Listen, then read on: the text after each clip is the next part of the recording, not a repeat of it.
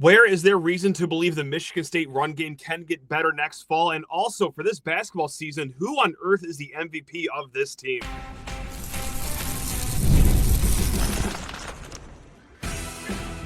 You are Locked On Spartans, your daily podcast on the Michigan State Spartans, part of the Locked On Podcast Network, your team every day. This episode of Locked On Spartans is brought to you by Game Time. Download the Game Time app, create an account, and use code LOCKEDONCollege for $20 off your first purchase. Spartan friends, Spartan family, Locked On Spartans listeners, thank you all so much for tuning in to Locked On Spartans. It's your team in green and white 5 days a week right here at the Locked On Podcast Network. Please rate, review, subscribe, comment below how you are feeling about the run game for, we still got a few months till the football season, but never too early to start talking about one of the biggest issues for Michigan State last year, which is what we're going to do in this first segment. We're going to talk basketball here later on, get to some mailbag questions. Who on earth is the MVP of this team? Why aren't we talking enough about Trey Holloman? We're going to fix that problem too. But yes, guys, right now, football in the first segment because when you start just, dozing off during your workday in the office, thinking about the 2025 football season, all those dreams don't start until Michigan State gets a run game because it was pretty gnarly last year. Now, look, obviously Michigan State, they missed out on a bowl game for the third straight year. I don't have to remind you of that. I'm sorry I just did, but that's where things are right now. Largely because, and there's a few issues, but largely because Michigan State just couldn't run the ball last year, right, guys? Like 3.51 yards per carry. That is second worst in the Big Ten. They only had 115 rush yards per game last season, third worst in the Big Ten, and yes, just scored 11 rush touchdowns. Now, I know those are basic elementary stats, but I do think they paint a pretty good picture of just how underwhelming the run game was last year. So I went out on Twitter, or X, whatever you want to call it these days. I'm more old school, and I said, hey, give me your confidence for the Michigan State football run game next year. I gave you guys sky high, a little optimistic, a little pessimistic, or just throw on every play. Nearly 400 of you voted, and it is split. 46% of you said a little optimistic, 40% said a little pessimistic. So I feel like we're all in the middle. 86% of us are somewhere just in that coin toss of, don't really know how I feel. 10% said just throw on every play, and then the rest said sky high. So good on you for those that are optimistic. But I get why we're a little reluctant to believe in the run game because it has been since Kenneth Walker was here, since we've had a really strong run game. Turns out having an NFL running back to just turn around and hand the ball to is a pretty good way of getting things done. But let's say you don't have one of those, and I don't know if Michigan State does have one of those on the roster. Because that's one of the things we don't know. Is how good are these running backs? And I know this is a ridiculous way to start the conversation, especially on a show where you tune in to learn all about your Michigan State Spartans. And I'm here telling you, we'll have to see, guys, because right now it's two guys that were true freshmen last year. Brandon Tulis, Mekhi Frazier, both had 14 carries combined, 20 yards per each of those guys. They didn't get a lot of run last year. Most of the load was on K'Ron Lynch-Adams and Nate Carter. So they get a more experienced guy from Sacramento State, not another Power 4 school, not even another FBS school. Sacramento State. And, so 6'1", 205-pound Eli Tolliver, who was, by the way, Big Sky honorable mention. He had a whopping 5.2 yards per carry. That's pretty good, okay? Per Pro Football Focus, he had 30 missed tackles forced. That was seventh best in the Big Sky. He also caught 38 passes. Well, two things. One, he didn't have great yards after contact numbers at the FCS level. I think he was somewhere in the 200s for yards after contact per carry.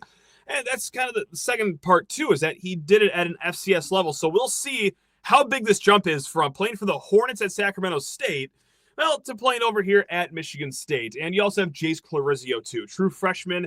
I think he'll be the most change of pacey amongst those running backs we just named. Those were like three bruisers that we just listed. I think Jace Clarizio probably offers more speed. So we'll see.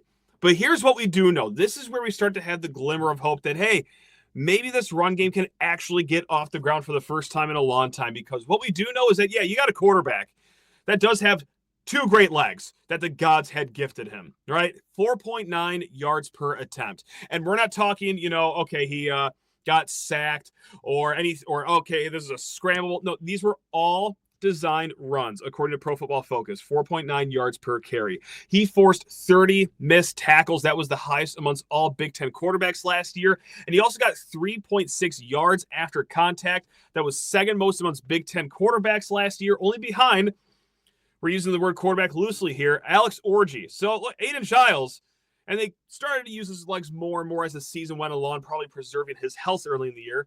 It's true that this man can run. Utilize that. Second thing that we know, Christian McCray, all right, transfer from Kent State. He is going to be that slot receiver, a slot receiver that this offense needs. Again, guys, we've talked about this time and time again. They tried it with Alante Brown last year when he was healthy for all. Unfortunately, 20 snaps he was available for, it seemed like. They tried it with Isaiah Johnson, who was fine, but they just were missing that pure slot receiver that you saw at Oregon State. Guys like Silas Bolden, guys like Anthony Gold, who's right now currently in the NFL. And it's not because that those guys ran the ball a lot as to why this could help their run game, but get those guys in motion. Take attention away from the linebackers. Get the defense a little off kilter with an actual, tangible threat on the side, right? Like, get the eye candy moving around. Get one person out of that box on defense. That's something that Michigan State really had an issue with last year. And the last thing that we do know, as far as optimism for this run game is, and I 100% get it. If you just want to say you're getting a little too out of your skis, Matt, I need to actually see this for the first time in a very long time before I believe it. But there could be optimism. Could. With the offensive line. And I'm not just saying that just because I'm a big Michigan State fan and I want to will it into existence, but no, like, you look at some of the transfers that they got here and some of the guys that are already in-house. Like Matt Gulbin, the big transfer from Wake Forest. When it comes to running the ball, on Pro Football Focus, guys, second in run blocking grades against ACC guards. He was one of the better Power 4 transfer interior linemen that you saw in this portal cycle. This is a stat that I've rattled off here and there when talking about Matt Gulbin, but Desmond Claiborne, now, of course, you don't know who he is. Who would know who he is on this Locked On Spartans podcast? He was a running back for Wake Forest last year. He had 59 carries, either through Matt Gulbin's A gap or his B gap. He got 5.0 yards per carry. That was by far the best out of anywhere on that line. That's a numerical way of saying that they had their most success when they were running off Matt Gulbin, okay? You can see that be a plug-and-play thing here at Michigan State, okay? And also just to go to the other interior guys, like Luka Vincic, okay, Oregon State transfer. But let's talk about those guys in-house already. Guys like Gavin Brocious, guys like Christian Phillips, Rakeem Johnson. I mean, can you find some success behind those guys? I think you can. Like Christian Phillips, unfortunately, he was hurt very early on in the season. But for those snaps that he had early on, Pro Football Focus gave him a 69.4 in zone blocking. That's most of Michigan State's run, that zone blocking scheme, which is a fine grade. You saw him do really good work at the spring showcase last year. He almost sent Cal Halliday to the upper deck on that downfield block. So I'm not just saying it just because he had one good block against a linebacker in a spring game, but you can also see it physically with Christian Phillips. The reason I might just have pause is because Christian Phillips and Gavin Brocious, let's not forget, are coming off of major knee injuries. Now, you can come back from those. We just saw Stanton Randall play the entire season coming off of a knee injury, so it can happen. I just, I'm worried about anything medical. But yeah, let's say that Brocious, Phillips are healthy, and you throw in Rakeem Johnson, who got great experience as a true freshman. The interior does have hope. I'm not saying it's going to be guaranteed to work, but you can at least close your eyes, and when you do those daydreams, envision how a run game can get a little off the ground, a little bit of sizzle out at that slot receiver position. Hopefully utilizing Aiden Chiles' legs a little more. And guys, the trio, whoever that will be on any given snap in that interior offensive line, they're proven, and they are, more importantly, experienced. So, God, it just has to get off the ground this year. I don't want to do a fourth off season of, hey, here's how things can get better after we just missed a bowl game. No. Let's mix it up and actually succeed on the field. All right, guys, we're gonna switch sports a little bit. We do have a national championship question we do want to get to start the next segment, but then basketball. But first, you need to talk your ears off about TalkSpace. That is right, guys. New friend of the program. Therapy is a game changer. It can help manage stress, improve sleep, and communicate more effectively. But finding the right therapist and fitting sessions into a busy schedule can be a challenge. That is where TalkSpace comes in. TalkSpace is the leading virtual therapy provider, and it makes getting the help you need easy, accessible, and affordable. With TalkSpace, signing up is simple. You can match with a licensed therapist who fits your needs, usually within 48 hours, and it's convenient. You can have sessions from the comfort of your own home and even message your therapist between appointments. Plus, TalkSpace is covered by many insurance plans, and for most uninsured members, there's a $0 copay. It's never been easier to prioritize mental health. As a listener of this podcast, you'll get $80 off your first month with TalkSpace when you go to TalkSpace.com/LockedOnCollege and enter promo code SPACE80. To match with a licensed therapist today, go to TalkSpace.com/LockedOnCollege and enter promo code SPACE80 to get $80 off your first month and show your support for the show. Again, guys, that's TalkSpace.com/LockedOnCollege, promo code SPACE80. All right, diving into a bunch of mailbag questions. There is one about the national championship game from our guy Nick over at lockedonspartans@gmail.com if you ever want to reach out with any questions, guys. Nick wrote in, just wanted your thoughts on this. I lived in Ohio, so I really hate Ohio State, but should I be happy since Michigan is no longer the last Big Ten team to, quote, win the national championships? Thanks for the great podcast. Thanks for being a great listener, Nick. Appreciate you, man.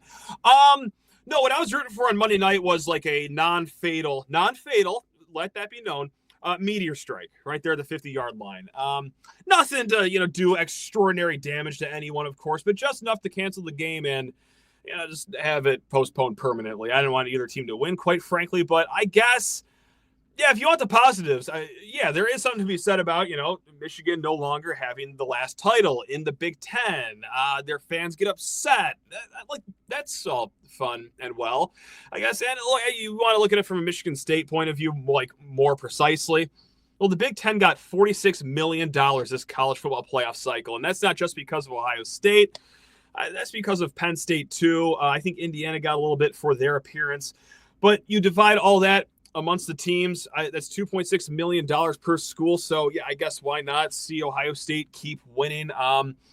Gives you more legitimacy in the Big Ten as a conference, as if that was needed at this point in the college football playoff. But I don't know.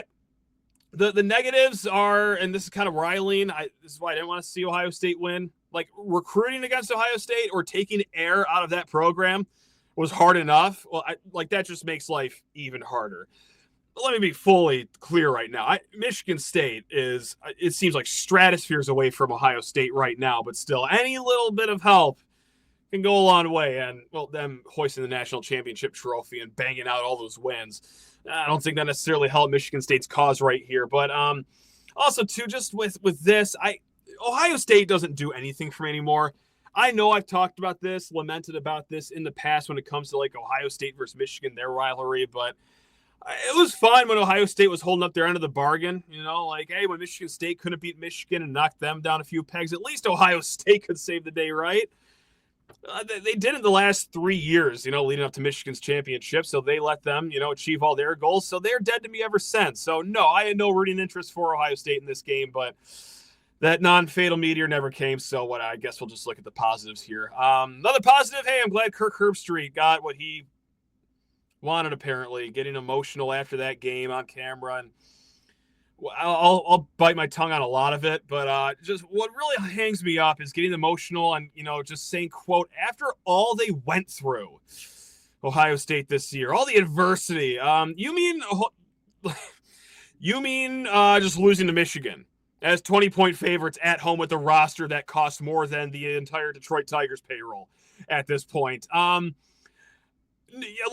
no, the fan base got really upset that they lost to their heated rival for a fourth straight year as nearly 3 touchdown favorites. Oh no, what horrible adversity that is. Or oh man, they wanted the guy fired who runs the most resourceful program in the nation after having an incredibly embarrassing loss to end the regular season. Sure, they were mean to a guy that makes, $11 million? That adversity? Spare me that Ohio State went through all this adversity. They did it to themselves. Just pass the ball more against Michigan. I That was a bizarre end to a very bizarre college football playoff, just from the media point of view. I like the college football playoff. I like that 12 teams make it. Sure, Ohio State, they lost twice. That's a meaningless regular season. Look, guys, look at that team and tell me that's not the best team in the nation. Ohio State is by far the best team in the nation. I think a 12-team playoff gives just the right amount of mulligans for teams like that to still get in and prove they are the best. But it seemed like every step of the way, every round, like a lot of big national media talking heads were just taking the weirdest angles, not talking about the games themselves, but just dogging dogging Indiana right off the bat. I'll save the rant for off camera. No one cares at this point. Let's get onto the basketball court. Brandon in the portal is going to put me back on track here because quick, concise, but important question. Matt, who do you think is the MVP for the basketball team so far this season? Brandon, I am sorry to go so boring and so lame, and we will give honorable mentions, but I'm going to go with the only guy that's in double-figure scoring on average right now. I'm going to go with the guy that's leading the team offensively and maybe defensively too. We're talking about Jaden Akins, of course. Now, offense, is his three-point shot, been a little underwhelming? Sure, but whose hasn't at this point of the season? What is really impressive about Akins is the way that he's taken his game to the next level in more ways than just a three-point shot. Like, he's finishing at the rim at 66%. He's cashing in his long twos, my favorite shot in basketball, at 40%. Like, he's actually very efficient on it, which are both of those percentages his career best. He's taking double-digit shots per game, and I know that's like a weird stat to say, but the Jaden Akins we knew going into the season was very inconsistent, and sometimes it wasn't even like sometimes his shot isn't even falling. No, oftentimes he would just take a back seat and kind of disappear in these games. And I get that Tyson Walker took a little bit of air out of the ball. He was the more productive player, had higher usage, so to speak. But still, we've seen some timid performances out of Jaden Akins in the past. Not seeing that pretty much at all, at least since Thanksgiving, the Maui Invitational. He's been at the forefront of just being aggressive, getting to the lane. He's actually taken people off the dribble, which was a struggle for him in years past. So yeah, just the way he's revolutionized his game and is paying off for Michigan State offensively, it's incredible. Now defensively too, let's just talk about it as a team. Michigan State is holding their opponents to 28.9% three-point shooting. That is 15th best in the nation. And it takes a village for a number like that to be shining up in a banner right there. But it starts with Akins, I think. Like, Holloman, of course, does his damage. Fears is an incredible defender himself. I mean, Jace Richardson is a true freshman. Of course he's a plus defender, but it starts with Akins right there. He's sticky on the perimeter. I think he's really good off of screens too, fights through them hard. It's going to be a big test with Dylan Harper this weekend. Who knows if you see him on Ace Bailey every once in a while. I know he's going to give up about 6 inches to him, but that's also what Akins can do too. Like, he takes guys, he's almost a half foot shorter than, and that's just his assignment for a few stints. So, of course, there are honorable mentions. Like Jeremy Fears, like, my goodness gracious. It goes back to just the combination of both offensive and defense. Like, offensively, he's top 20 nationally in assist to turnover ratio, and you see it. And you also see his poise, his calmness. And what I just almost laugh about with Jeremy Fears is, like, he just looks like, just this, just like so down to earth, just like quiet church kid. He looks like he just really got out of 8th grade, to be honest. Just a harmless, innocent face, but like, he's got some dog in him. Like, he will jaw opponents. He will just fire the crowd up. I love the tenacity and the leadership that Jeremy Fears has. Looks harmless. But, man, when you see him play basketball, he could dial it up to 11. I also want to give a nod to Jackson Kohler, too, because we've said stats along the lines of this. I want to update everyone on where we're at. And, of course, I'm talking about rebounding percentage with him. What percentage of the misses is he coming down with? Offensive rebounding, he is at 16.1 offensive rebounding percentage. That would be 3rd best at Michigan State since 2008. That's when they started tracking the rebounding percentage stat over at barttorvik.com. Now, defensive rebounding, a smooth 27.7% on the defensive glass. That would be 2nd best since 2008 at Michigan State behind Draymond Green. So right now, I think the MVP is Akins. Of course, Fears is up there. I mean, guys, there are flashes where Cohen Carr looks like the best player in a Michigan State jersey. There is no shortage of options. I mean, Kohler, just like we said, is another strong one just because what he does on the glass. And, it's certainly an offensive game too as well. And it's a great, great problem to not be so definitive on who for sure is the MVP, but oh man, it's just different times in East Lansing, despite what the haters want you to believe. All right, guys, we're going to be back here in a hot segment. First, need to talk your ears off about Game Time. Attending NFL playoff games is an experience like no other. If only I rooted for a team that didn't just crap down their own pants. Anyway, that's not what the ad copy says. The energy, the excitement, and the connection with other fans is unmatched. I remember the thrill of seeing my favorite team clinch a playoff win. That's right, it was on TV. I can't imagine being there in person last year. But guys, if you want to get there, Game Time is going to make it easy to get those unforgettable moments. And maybe it's not an NFL playoff game. Maybe it's just, hey, Michigan State basketball. You want to go to Madison Square Garden this weekend? You want to come to Breslin Center next Tuesday, which I will be there.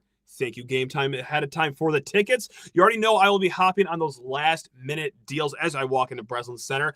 But yeah, guys, it's all over at Game Time because they make the ticket getting process so simple. It is 2 taps. The tickets are sent straight to your phone. This is not one of those apps where after 15 clicks and a bunch of surprise fees, well, you don't know where your tickets are because, oh my God, you have no service and the game's about to start. No. Guys, take the guesswork out of buying tickets with Game Time. Download the Game Time app, create an account, and use code LOCKEDONCollege for $20 off your first purchase. Terms apply. Again, create an account and redeem code LOCKEDONCollege. That's all one word for $20 off. Download Game Time today. Last-minute tickets, lowest prices guaranteed.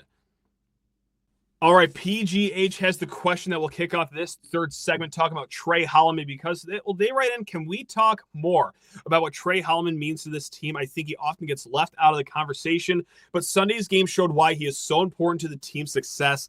The win streak started when he was inserted into the lineup, so that's no mistake. Yeah, he was unquestionably the MVP on Sunday, and yeah, there were some other guys with some honorable mentions, like Frankie Fiddler in the second half, Cohen Carr in the first half. Akins had a strong game too. I mean, you beat Illinois, everyone's going to come together to have a really strong game. But it was Trey Holloman's night, or afternoon, I guess we should say. But yeah, he kept MSU's head above water in that first half when Will Riley wouldn't stop dotting three-pointers. Their 7-footer wouldn't stop making shots. Like, Illinois had a firm grasp of that game, and they should have gone into halftime with like a 8, 10, 12-point lead. But Trey Holloman, no. He didn't let them. He said, I have other ideas. Of course, he was also fine in that second half, too. But even, you know what? Speaking of second half, well, he was also great in the second half of the Penn State game. Like, he kept Michigan State in it both offensively and defensively. And he's also, for the season as a whole, getting to the rim a lot more than in years previous, I think. Him and Akins both. I know we just kind of had that conversation in the last segment about Akins, but I'm seeing a lot of that with Trey Holloman, too. Yeah, the starting lineup thing, it is incredibly important because you're not starting these games down like 8 points at the under 16 timeout, which was a problem early on in the season for Michigan State. Even last year is an issue, but I'm trying to leave last year in the past. But to start this year, well, MSU is having these issues where it's like, okay, we're getting off the blocks very slow, and we're playing catch-up immediately. Now with Trey Holloman in the lineup, obviously for what he can do offensively, good distributor of the ball. He's got a fine shot, can get to the rim. But for me, it's the defense. Like, not letting the other team's wing players get hot. I think he is so good off other players' dribbles, kind of very similar to what we said about Akins. I think he fights through screens really well. And it doesn't hurt that he's got a wingspan that is seemingly like 9 feet long. Like, Trey Holloman is just like a really underrated defender. So I just can't say enough good things about him defensively. Of course, offensively, on Sunday, that was fantastic. It was kind of I don't know. Like, I don't want to sound like I'm saying like Trey was having a bad season up until last week. It was fine. I guess you just expected a little more of a jump from the sophomore to the junior year. But now we're starting to see it. And hey, that's the fun part about having a deep team. It could be your guy's night just on any given afternoon. So Trey Holloman, it was for him on Sunday, and yeah, hopefully that there's no looking back on his game. Tom Lizzo, speaking of just how deep this team is, writes in, would MSU's bench be a top 25 team. Now, Michigan State's bench right now, 37.7 points per game. That is fourth most in Division I. That is second most amongst Power 6 basketball teams, only behind Mizzou. Okay, so that's not bad. Here's where we get into an issue here if we're going to take this as literal as possible. Your bench right now is Jace Richardson, Xavier Booker, Cohen Carr, Frankie Fiddler, Carson Cooper. Fine players, no doubt. What does that lineup look like, though, if it's just the bench players going on? Obviously, it's Jace Richardson at the 1. But who on earth do you put at the 2? I've jotted down, and this sounds crazy, putting the 6'11 guy at the 2, but I don't know. Is Xavier Booker offensively, playing that 2-guard position? Because I think you slot Cohen Carr at the 3, Fiddler down at the 4, Carson Cooper at the 5. So, that is individually 5 strong players, but if they always played together as a unit, oh God, if Xavier Booker's having an off night shooting a 3-point ball, if Jace Richardson is too, you're getting those points down lower at the free throw line. But I don't know if they'd be top 25 good, but let's not let that get in the way of how impressive Michigan State's bench has been so far this year. I mean, again, I'll say the stat again, 37.7 points per game. You're almost counting on a 40 ball from them every single night. It's just special times in East Lansing. Austin writes in, legitimate question here, and I fall into this category too. He writes in, Illinois found a way to lose 3 games already. How can everyone, including MSU writers, keep saying they are the best team? Talent doesn't win you games alone. I still think Illinois is one of the better and maybe even the most talented team in the Big Ten still, but just like you said, Austin, and just like USC found out, and just like Northwestern found out. Yeah, that's right. It's not just the refs at Breslin Center that it's costing Illinois these wins magically. No, they also lose to Northwestern and at home against USC. How? Anyway, maybe it's just because you just fall too much in love with metrics. I see on Bart Torvik, they're the number 4 overall team. They're incredible defensively, incredible offensively. So it's okay, well, the computers say they should be good, or even take the computers out of it. They have the best guy in the conference, arguably, in Kasparis. I'm going to screw his name up again. Jokic. There we go. Channeled it that time around. So I think it's some combination of that. It's okay, well, the numbers tell me they should be good. They have a guy that's going to go top 5 in the NBA draft. They also got some other really strong pieces around him. Surely this is a really good team under Brad Underwood, but yeah, here they are, not even a third of the way into conference play, or I guess a little over a third into conference play. 3 losses already. So yeah, Michigan State won, not just because they got lucky or contrary to what every single, not most Illinois fans, every single Illinois fan is telling you that the refs single-handedly cost the Fighting Illini that game, despite 20 fouls being called on each team, despite 27 free throws for each team, and despite Illinois being in the bonus with 12 minutes to go, as if that wasn't long enough. No, it's because MSU was just deeper. Right? Michigan State starters weren't fantastic. They weren't great on Sunday afternoon, but hey, here's Holloman. Okay? Here's Fiddler, for example. Hey, here's Cohen Carr in the first half, too. All right? Michigan State won because they had the stronger defense. Boswell was iced out of that game for the first, 30, 37 minutes before he really caught fire late. That is also reason you win games. Michigan State won because it rallied hard on the boards in the second half. Illinois was eating Michigan State's lunch in the first half on the boards. MSU, they closed the gap, and they were dogs on the glass in the second half. And, well, when did Michigan State make their run? Oh, that's right, in the second half. So Michigan State won because they're deep, as they've shown all season. They defend, and, yeah, well, they do rebound. And the weird part is usually it's rebound, defend, run, or whatever that, string of words is. They didn't really get out to running a lot this game. They, of course, had their glimpses in the second half. That Cohen Carr alley-oop comes to mind. I think they only had, 8 fast break points in the game, but still, they had every other facet of their game working. So, yeah, that's how they won. It's not all played on a computer, contrary to popular belief. Sometimes I need to tell myself that, and just because you got a lottery pick on your team doesn't mean it's going to be an automatic win. And I know, why'd they call fouls on him? Probably because he fouled. I don't know. Maybe you want to tighten that up. The guy is number 5 in the conference for fouls per 40 minutes. I digress. legitimately cannot believe that was now 3 days after that regular season game in January, that their fans down there are still having meltdowns about that game. I guess I would be too if my team was that good in the computers and we already have 3 conference losses. So maybe it's just that. All right, guys, we're going to be back tomorrow. We're going to talk about this Michigan State Rutgers game coming up this Saturday at Madison Square Garden. We're going to talk a little bit about the football portal too. But hey, until then, take care of yourselves, guys. Love you all. Go Green.